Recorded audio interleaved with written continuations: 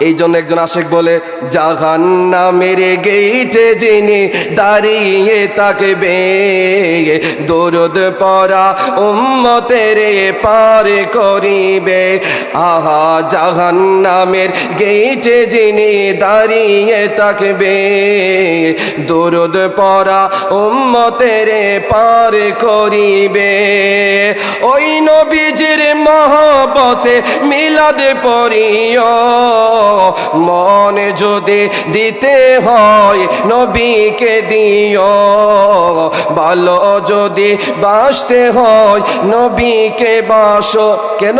নবী তরানে वाला, নবী বাঁচানে वाला, নবী তরানে वाला, নবী।